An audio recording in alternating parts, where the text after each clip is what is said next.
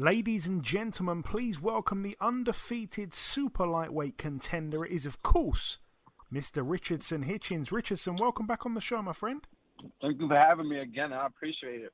Hey, I appreciate you coming back again. So, yeah, man, we last spoke back in September, 6 months ago. It was a couple weeks before the Jose Zepeda fight, which was the last time, obviously, you were in a ring. Talk me through that performance briefly, Richardson. You barely took a punch the whole fight, and you dominated a top-quality contender. It was a masterpiece.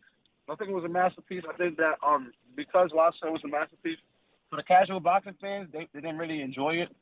I understand, and I'm sorry for that, but I feel like for the fans, for the real fans, or the hardcore boxing fans, you seen a guy that they're still somebody that they were still trying to decide if I'm a prospect or a contender, and with a guy that's been on the world stage for majority of the recent years, and gave everybody he'd been in the ring with problems, gave them fits, and then you have a kid they were still saying as a prospect haven't shown nothing ever on that level, and I dominate completely. He seemed like it seemed like he wasn't ready for a step up like that. He was nowhere near in the same level, anywhere near the same level as me. So I think that a lot of fans try to criticize it, but I get it because I'm so great that they try to say, oh, it was boring, I should have stopped him, I should have knocked him out.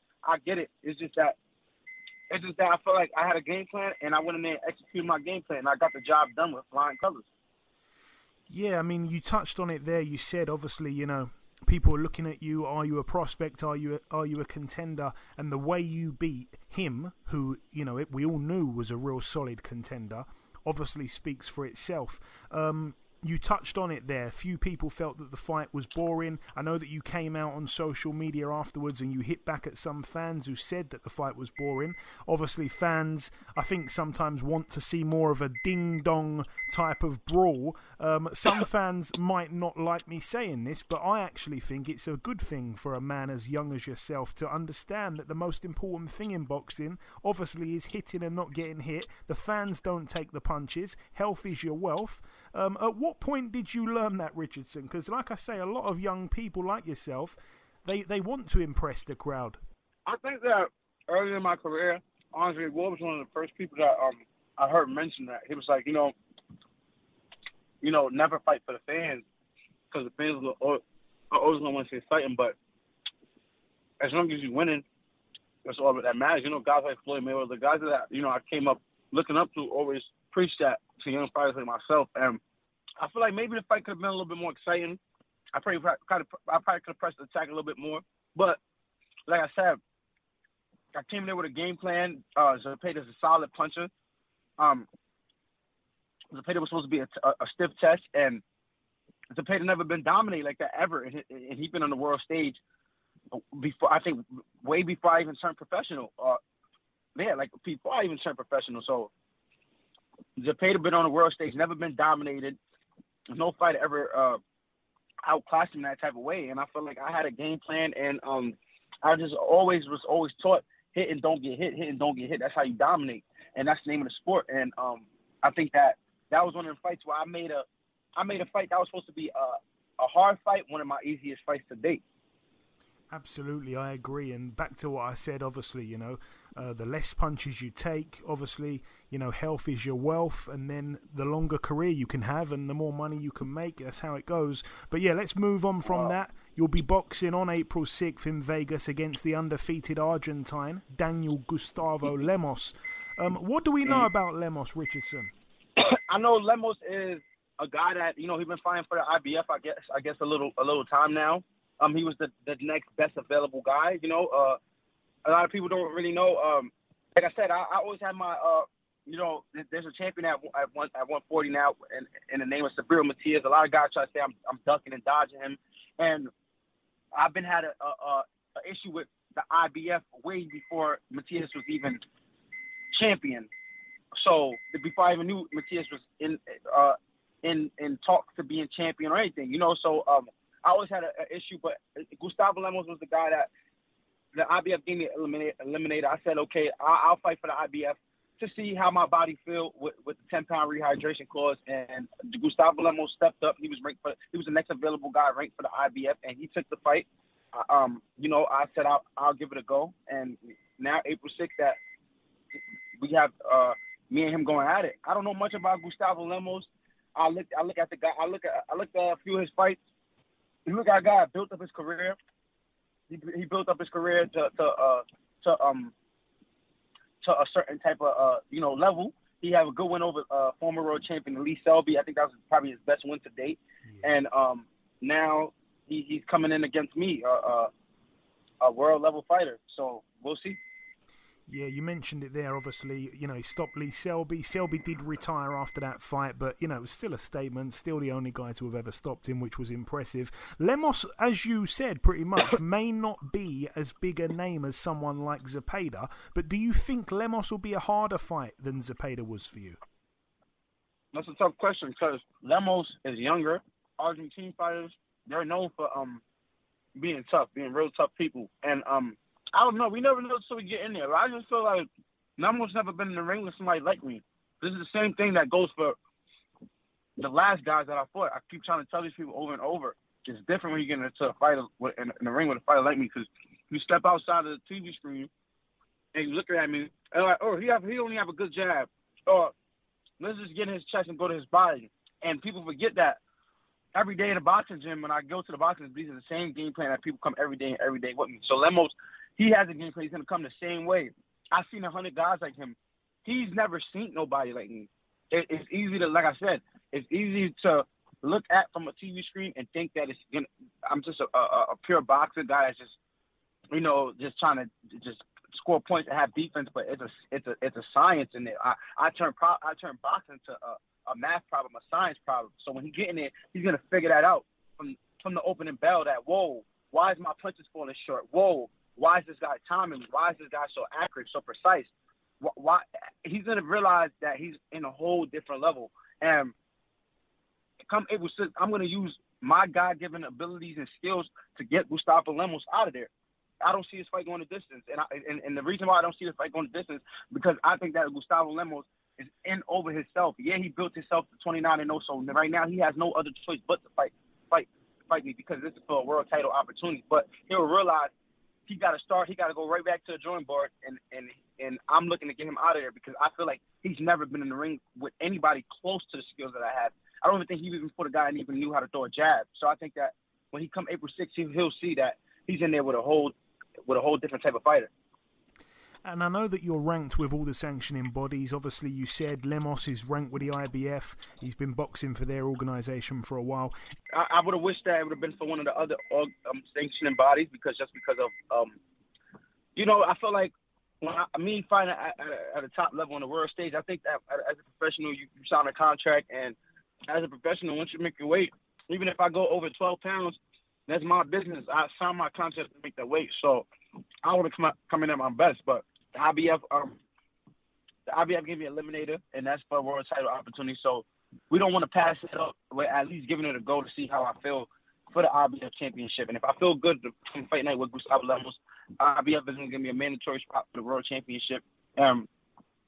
We'll be ready. Hopefully we'll be ready. Hopefully everything goes well, and we'll have a world title after my first world title. And Richardson, obviously you touched on it, the champion being Subriel Matias. That's a guy who's recently signed to Matchroom, so politically it shouldn't be too hard to make. No, it shouldn't. That shouldn't be a hard fight at all for us to make it. If everything makes sense, that'll definitely be a big fight for the 140 division. I think that's one of the top. We're definitely in the top 5 of the 140 division. Definitely, and I feel like the 140 division have a lot of top fighters. There's so many guys at 140 where there's so many big fights to be made, but that'll definitely be a big fight for the 140 division. Absolutely, and everyone knows that you're one of Devin Haney's biggest fans. I'm joking, of course. But what did you make of his performance in his only fight at 140? I have to say, I was very impressed against Prograis. it was nothing that I didn't expect. Like I said, I've been in the ring with Zepeda. Zepeda was in the ring with Prograde. Yeah, Prograde got Zepeda out of there, but you gotta look at it deeper than that. You know, before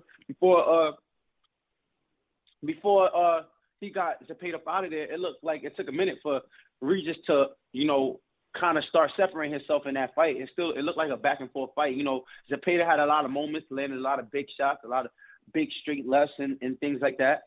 And then you also got guys like Shakur Stevenson that been in the ring with Regis that also gave me intel on a sparring session. But even without me knowing about that sparring session, I could already tell that Regis was a way lower level fighter because him and Zepeda wasn't too much of a big difference. It looked like they both were supposed to be in there for the 140.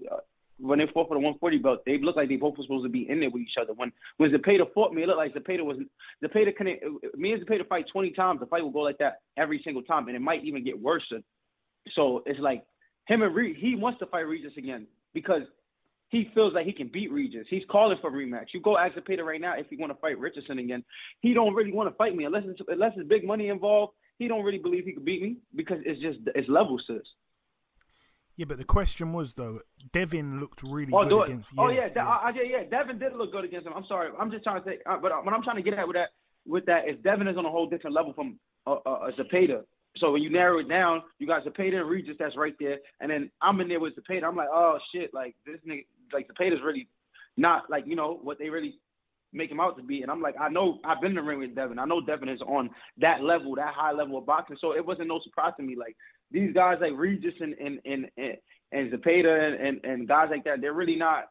These fighters are not really. They're good fighters, but you got special elite fighters, and that's what guys like me, Devin Haney, and et cetera, are. So I expected that fight to go like that. I mean, it was entertaining to build up. It was entertaining. It was good anticipation because, you know, Regis got a good way of talking, and he has that punching power that kind of give him that puncher's chance. So of course you're gonna be tuned in. But if I really had to, me going into the fight, there was me watching the fight live. It wasn't like, whoa, like Devin really like showed me, like, no. It's like he's supposed to do that with somebody like Regis. Regis is trash.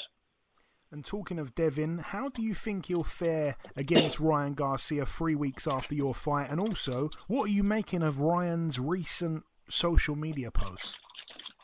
I don't know what's going on with Ryan, but the way he's talking, if I was Devin Haney, just show your ass up so I can get my check. Because he's still not, at this point, he still ain't even talking about if he's going to back out the fight or not. So fuck it. If this is a money grab for Ryan Garcia, show up to the fight, give the fans what they want, take it out, and go about your business and handle that one. Handle that when the fight is. I mean, he's still gonna have to go through it while he's preparing for the fight, but then he'll have a lot of time to worry about what he's going through mentally. But if I'm Devin Haney, it's like, come on, like, let me know if you're gonna come to this arena and fight, or if you're wasting my time or not. Because I mean, obviously Ryan Garcia is not he's not taking this fight as if somebody that wants to win this fight. I mean, from the outside looking in.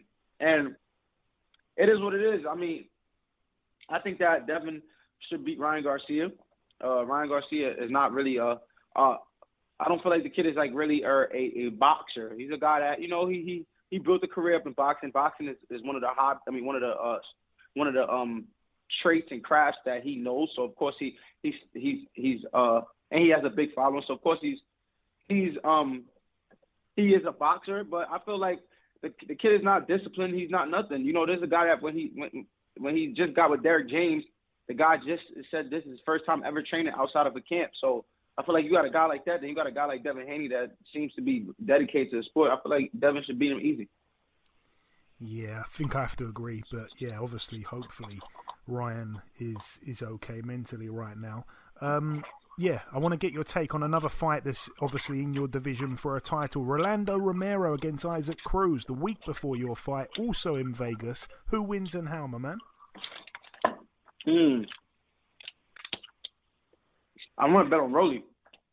I want to bet on Rolly. Yeah, I want to bet on Rolly because I feel like when you look at Tank versus Rolly, Tank had troubles with Rolly leading up to a knockout. It wasn't easy for Tank to really land a punch or get off on Rolly how he wanted to. He started picking. He had his moments. He was touching Rolly, but it was still a fight where Tank had to be patient and still pick his spot. I feel like we're kind of with Isaac Cruz. It was a fight where he was kind of cruising through it and his hand messed up, and it was like he had to just deal with the cards he was dealt with, kind of sort of. So I feel like he went 12 with Tank, but I feel like Rolly was slightly a more harder fight for Tank than Isaac Cruz. But I feel like Rolly really is cracking, and Rolly was trying to set Tank up and run Tank into something because that was the only chance of being Tank. So I feel like I would go with Rolly, but Rolly chin is suspect, and Rolly don't like the left hook, and that boy Isaac Cruz is gonna come with that left hook, so we gotta see. Yeah, it's an intriguing one, and I know that you've got training to get to, so this will be my last real question for you, my friend. Joshua versus Ngannou on Friday. We saw Ngannou give problems to Tyson Fury. How much of a chance do you give Ngannou this Friday? Ooh. The crazy thing? I don't even watch heavyweights like that because I didn't even know Ngannou gave Tyson Fury a problem. I thought this was Ngannou's first boxing fight. Yeah, he dropped Fury on the deck, yeah. Yeah, I mean, I think that, I don't know, because Tyson Fury, like, that don't really tell me too much about the fight because I know Tyson Fury, because Ngannou's an MMA fighter, right? Yeah. I know in Tyson Fury, like, maybe, some demons for the past probably caught up to him leading up to that fight. Tyson Fury probably wasn't really training that hard. He probably didn't take it serious. He's done made a lot of money in the sport already. He probably just like, oh, this guy shouldn't beat me, and probably went into the fight and, didn't take it serious. And even if he did take it serious, it's a heavyweight. Like, you can get dropped. I don't know if you're telling me right now, like, because he got dropped, that's why, because he gave Tyson Fury a problem, or he gave Tyson Fury a problem the whole fight. So, I mean, I don't know. If Anthony Joshua's taking this guy serious, he should beat him. And I'm betting my money on Anthony Joshua, so he better win. Okay. Just before we wrap it up, my friend, if you've got any closing words to the listeners, it's always great getting you on the podcast. It's always great hearing your opinions and stuff. But yeah, if you want to sign out with a little message to the listeners, take it away, my man. Like I said, April 6th. If y'all wanna make some money, go on that FanDuel, go on that DraftKings, bet Richardson Hitchins, put a little parlay in, bet TKO knockout because we come in for this knockout. Tune in April 6th. It's gonna be a great fight going into the summer. If not, be there in Las Vegas, Fountain Blue. Man, I'm coming for the whole 140 division, putting everybody on notice. They all already on notice, but this is just the one to remind them because with me it's like damn if you do, damn if you don't. If I wipe a guy out 12 full rounds, oh, he's boring. If I beat the shit out of somebody for a whole fight like I did Bowser, then I guess they still not satisfied. So I guess that Lemos, I gotta get him the fuck up out of here. So April 6th, just make sure y'all tune in. There we go. If that doesn't get you excited, I don't know what will. Listen, Richardson, as always, the pleasure is mine. Best of luck for April 6th in Vegas. Thanks for your time, and we'll speak again soon, my friend. Thank you. I appreciate it, my guy.